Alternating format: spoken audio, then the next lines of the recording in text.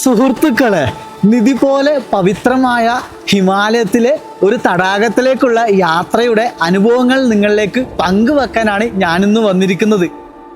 നേപ്പാളിലെ ഏറ്റവും വലിയ നാഷണൽ പാർക്കായ ഷെയ്പോക്സുണ്ടോ നാഷണൽ പാർക്കിലേക്കാണ് യാത്ര. അതിനകത്ത് വരുന്ന ഒരു തടാകമാണ് ഷെയ്പോക്സുണ്ടോ തടാകം. നേപ്പാളിലെ ഡോൾപ ജില്ലയിലെ ഹെഡ്ക്വാർട്ടേഴ്സായ ദുനയിൽ നിന്നുമാണ് ഈ ഒരു യാത്ര ആരംഭിക്കുന്നത്. വിദേശികൾ ഗൈഡിനെ വെച്ച് മാത്രം ചെയ്യുന്ന ഒരു യാത്ര.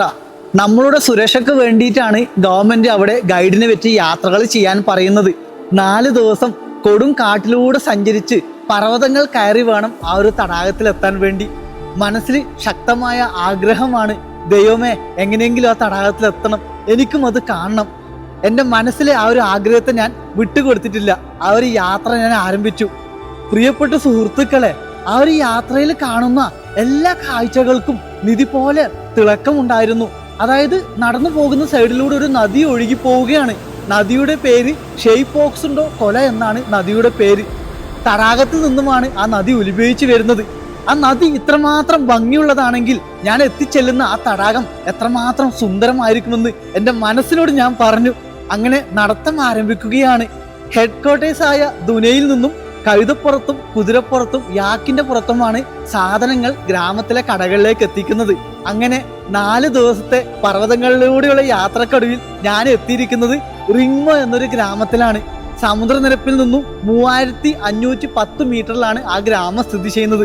അതായത് ഷെയ്പോക്സുണ്ടോ തടാകത്തിനരികിലാണ് ഗ്രാമം. അവിടെ നിന്നും അരമണിക്കൂർ നടന്ന് ഞാൻ കാണുന്നത് ഭൂമിയിലെ ഒരു സ്വർഗമാണ്.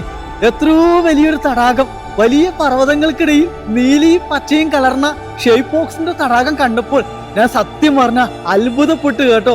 ഇത്രയും നാളും നടന്ന ആ കാലിന്റെ വേദനയും മനസ്സിന്റെ വേദനയൊക്കെ മാറി.